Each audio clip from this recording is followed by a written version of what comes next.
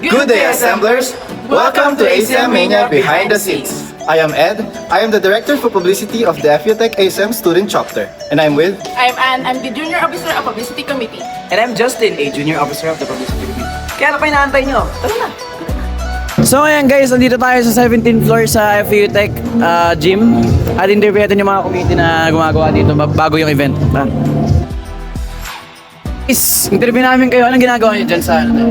So gumagawa kami ngayon ng photo booth para mamaya sa event namin sa ACMA. Tapos, ito si Jeloy. Jeloy, anong ginagawa nyo dyan, pre? Photobooth pare ko eh. Photobooth daw. Yan, nag-imagine nyo. Mamaya makikita natin yung results niyan. So, kamustahin naman natin yung mga hosts natin dito, okay? Dito tayo kakamustahin ng mga hosts. Guys, kamusta naman yung mga preparations nyo so far? Okay naman. Marami kaming naisip mga bagong pakulo. We're born ready. So, di ba, usually kasi, siyempre nandiyan kayo sa gitna, di ba kayo kinakabahan? Hindi, sila dapat kabahan sa amin. Uy, Grabe talaga naman yan. naman! Ay, ikaw, kakabahan ka ba? Sa totoo lang, kinakabahan ako. Pero, parte naman yan sa lahat. Makakapagpatuloy ko.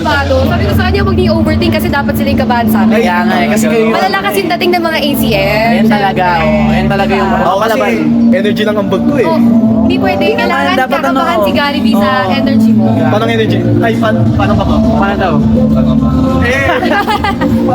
So guys, kitang-kita naman natin mga energetic yung mga host natin mamaya. So makikita natin sila in action. Okay, so ayun muna. Thank you. Isa naman tayo sa events team guys. Events committee pala. Okay guys, kayo yung events committee, di ba? Oo. Kamusta naman preparation so far? Okay naman, medyo stressful nga lang talaga at times kasi sa dami ng paggawa. Pati yung event namin yun nandun, daming utos. Kaya ano, daming utos. Bakit naman maraming utos sa inyo? Dapat parang nakikitulong din siya? Parang di na tumutulong eh. Joke. Mabait yung event na daw. Sipag yan sobra. Ano masabi mo sa event nyo? Sipag. Ano masabi mo sa event nyo? Solid naman po. Wala pa namang wala na. Di ba po pinapakita sa mga freshman? Kami lang. Okay, parang intern lang kayo, intern pa lang kayo. Okay, so Sa sobrang sipag yan ako na gumagawa ko niyan. Okay. Ayun muna sa events committee natin. Salamat, maraming salamat. So dito naman tayo sa Secretariat Committee dito sa labas. Kasi registration sila eh. Yan, interview natin yung mga Secretariat Committee dito. Hi guys! Kayo yung Secretariat Committee, di ba? So, eto napakalaking tao dito tayo. Ito tayo sa frame, okay. Interview nga lang namin. Since maraming dadalo mamaya, tanong dami upuan sa loob. Paano nyo naman sa tingin nyo i-handle yung lahat? Like, in and out, ganyan.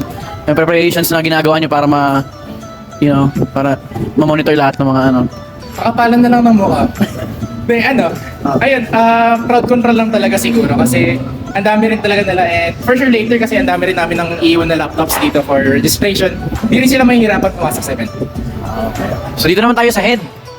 Dito tayo sa head, oh. Parang nanahimik yung head dito eh. So guys, ito yung head, si Pia, tsaka si Greg. Event head. Ito yung event head, si Pia. Pia, tingin ka naman sa camera kasi interview ka namin. So, since ikaw yung head, paano mo sila i-handle? Kunwari, may mga nakalagpas na hindi nakaregister, ganun, o kaya may lumabas mamaya. Siyempre, dahil nandito ang secretariat, hindi pwedeng may lalagpas ng hindi naka-register or dumadaan dito. Ano gagawin mo pag hindi nila na-monitor ng maigi? Ay, hindi pwede yun. Kailangan na mamonitor lagi. Hindi Ito kami naman. papayag as head. Hindi kami papayag sa ganun. Kita nyo naman kung gaano ka-strict yung mga head natin para ma-ensure na ginagawa ng mga junior officer ang mga trabaho nila. Okay, so tapos tayo dito sa secret. Ay, hindi pa pala tayo tapos. Meron pa tayo isang sa documentation naman. So, anong plano mong gawin? Anong preparations mo dito sa event na to?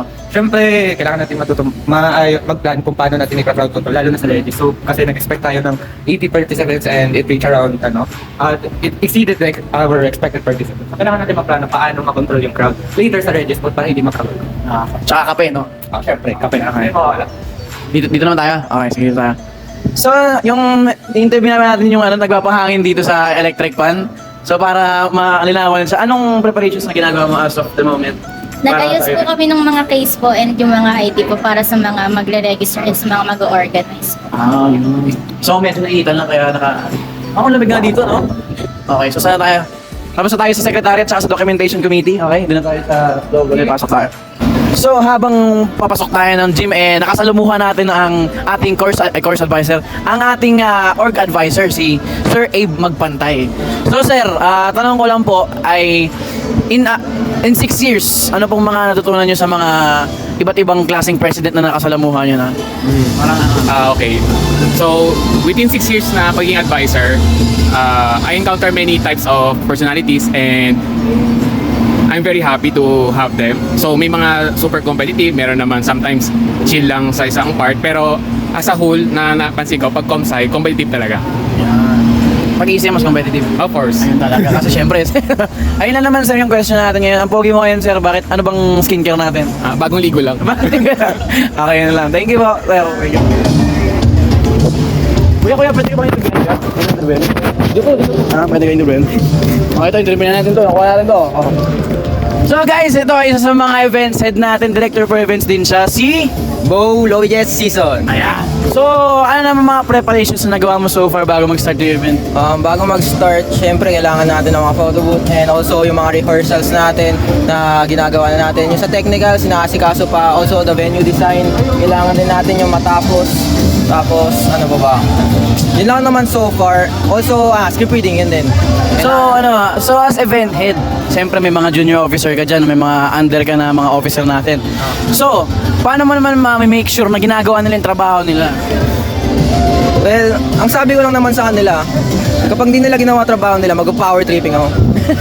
Hindi, joke lang. Siyempre, gusto ko rin naman na mag-guide sila sa mga tama nilang ginagawa. And also, kapag may mali sila, siyempre, ko-correct ko na naman. And yun, open lang na naman ako sa criticism sa mga ginagawa ko and sa ginagawa nila. Okay. So, ayun lang sa ating director for events, tsaka siya rin yung isa sa mga head events dito sa ACM Mania. Okay, salamat, Kuya Bo.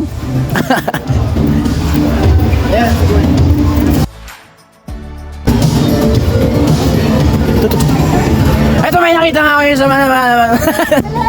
So may nahuli na naman akong may interview natin guys. Siya si... interview! Yeah. So what do you prefer, English or Japanese? Korean. Tajahao. So ito yung interview natin si... The one and only, the singer, songwriter, dancer, choreographer, Guinevere. Ako na nag-introduce. Ay, ikaw na. Si Guinevere Rito. Ano? So events head ka ba dito ngayon sa... Ay, hindi. Ano ka? Feeling. Ha? Feeling events head. Feeling events head lang. So pero di ba isa ka sa mga director sa ACM? Wow! Oo, so executive pala, executive talaga. VP ka, di ba? So sa mga under mo na mga officer, paano mo sila sa tingin mamamanage na ginagawa nila yung mga trabaho nila, ganun? As of now kasi, yung trabaho ng externals, hindi pa siya gaanong demanding. Actually, wala pa akong binibigay na task sa kanila, sa mga GO ko. I just wanted them to enjoy muna for now yung GA, since yung trabaho talaga namin lalabas pa kapag na nag-big event na tayo, kapag nagkaroon na ng major event yung ACM. So dun pa lang kami magagahol lahat. Pero for now, I wanted them to enjoy yun yung pinaka-trabaho sa kanila. So di ba kakastart ng school year, marami mga freshie na nagsi-sign upan sa mga ano. So anong gagamitin mong approach para mapamahal sila sa ACM lalo? Di ba parang kailangan ma-warm up sila sa mga members, sa mga events, maganahan sila umattend lagi, tapos masipagan sila. Parang ano. Kapag ganyan, no, kuya, paano ba tayo nakuha noon? Nakuha ko incentives. Sa incentives nga guys, kasi malaki talaga incentives dito sa org namin. Pero kidding aside, ACM is a very inclusive organization kasi.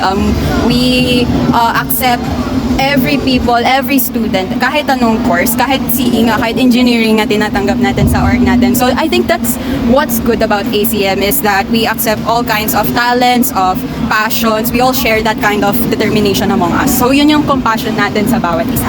Grabe naman sumagot si Miss Guinevere Rito, ang VP Externals ng ACM. So, guys, alam mo na, nakikita nyo na nasagutan tayo.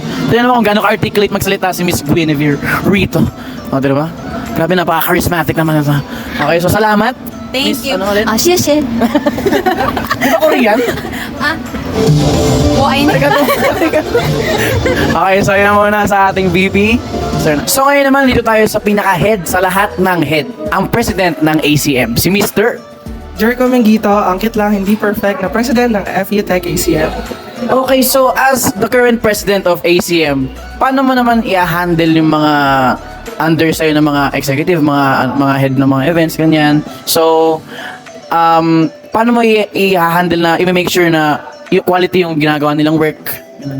Actually kasi hindi mahirap so far yung pag-monitor ng every responsibilities and job ng isa't isa since there's a designated directors for each committee and they are responsible enough to take the lead of every committees na under nila and ayun siguro the compromise with each committee and the JOs within each committee doon nagkakaroon ng harmony pagdating sa pagpaproduce ng creative and quality output pagdating sa work. Ayun, so trust sa mga heads natin. Okay, so as the president, ito kasi yung unang unang major event of the year, 'di ba? Or event pala, unang event lang pala, sorry. Unang event. So, ano namang mga preparations na nagawa mo so far dito sa event na to, ACM Mania? Ayun, siguro nga, since this is the first General Assembly event of FETech ACM, so it exceeded our expectation pagdating sa maraming factors. For example, the volume, the students, the participants, and everyone, and everything na mag-participate dito sa event na to, it is really exceeded our expectation because, and yet, this is our first event. So, paano pa pagdating sa mga major events? So, ano yung mga pinrepare ko? Of course, we have to give them the quality of an event na pinoproduce lagi ni ACM. So, hindi lang tayo magpaproduce ng event, this is a usual event na ganito, ganyan. No, we are making sure that every event that we will gonna be